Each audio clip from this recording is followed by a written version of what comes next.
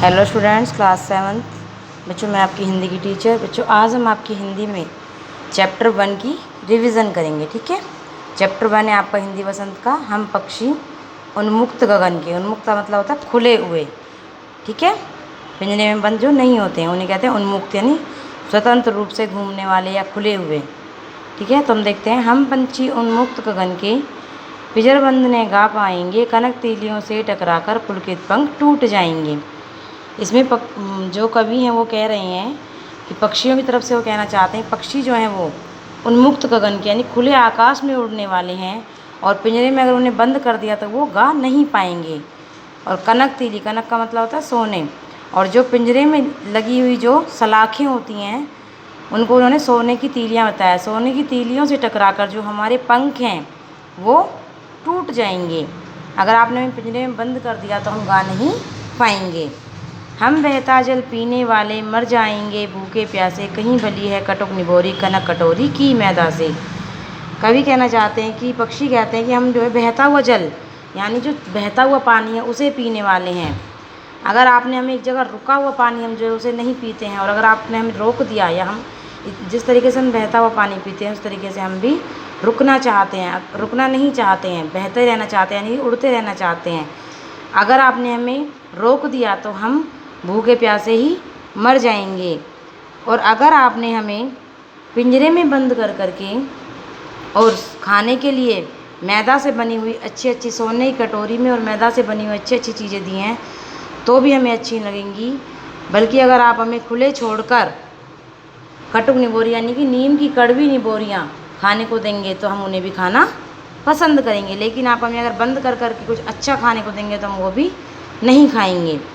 स्वर्ण श्रृंखला के बंधन में अपनी गति उड़ान सब भूले, जो सपनों में देख रहे हैं तरुकी फुनगी पर के झूले।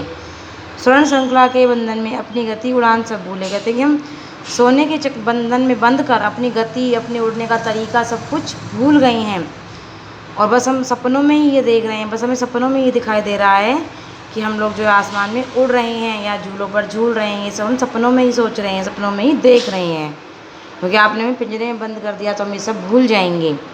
ऐसे थे अरमान की उड़ते, नीले नभ की सीमा पाने, लाल किरण की चोंच खोल चुगते तारक अनार के दाने।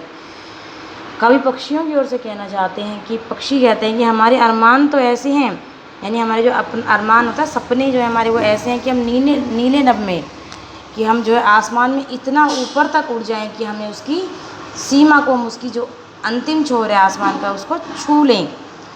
लाल किरण की चोंच खोल तो चुगते तारक अनार के दाने, और अपनी लाल किरण जो अपनी सुबह सुबह जो लाल किरण होती है उसके समान चोंच को खोल करके जैसे वो तारों को अपने अंदर समेट लेती है, ऐसे ही हम भी जो तारे हैं उन्हें अनार के दानों के समान अपनी चोंच में भर लें और चुग लें।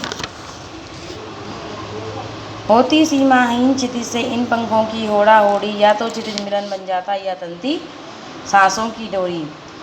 कवि कहना चाहते हैं कि इस सीमाहीन क्षितिज से, होती सीमाहीन क्षितिज से इन पंखों की होड़ा होड़ी, जब ये जिस आसमान का कोई अंत नहीं है, कोई सीमा नहीं है, इस आसमान से हम और हमारे पंखों की आपस में होड़ा होड़ी होती है। हम कहते हैं कि हम ऊपर और जा सकते हैं, आसमान कहता है कि मेरा और ऊपर अंत है।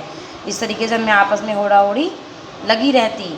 या तो क्षितिज मिलन बन जाता या तनती सांसों की डोरी। तो हम पक्षी उड़ते उड़ते या तो उसको पा लेते, उस सीमा को, आसमान की उस अंतिम सीमा को हम पा लेते और हमारा आपस में मिलन हो जाता, या फिर हमारी जो सांसें हैं उसे मिलने की चाह में ही टूट जाती। हमें वो भी अच्छा लगेगा, लेकिन अगर आप हमें पिंजरों में बंद कर देंगे तो हम नहीं जी पाएंगे।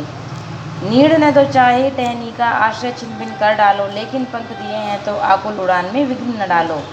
पक्षी कहते हैं कि नीड़ न दो, नीड़ का मतलब होता है घोंसला, चाहे आप हमें टहनी पर घोंसला ना दो बनाने के लिए, घर बनाने के लिए जगह ना दो, और चाहे हमारा जो आश्रय, जो हमारा घर है जहाँ पे हमने अपने बसेरा बनाया हुआ है उसे अभी आप छिन्न भिन्न यानी कि तोड़ फोड़ दो, लेकिन अगर आपने हमें पंख दिए हैं तो हमारी जो उड़ान है, हमारी जो उड़ने की कला है, आप उसमें विघ्न मत डालो, आप उसमें बाधा मत डालो, हमें स्वतंत्र रूप से उड़ने दो। ठीक है बच्चों आपको ये चैप्टर अच्छे से रीड करना है, क्योंकि आपके अब जो यूटी स्टार्ट होंगे कुछ टाइम बाद, उसमें आपका बीच बीच में से क्वेश्चंस आएंगे और आपको अच्छे से रिवीजन करनी है इसलिए। ठीक है बच्चों, ओके बच्चों, आज के लिए इतना ही। थैंक यू बच्चों।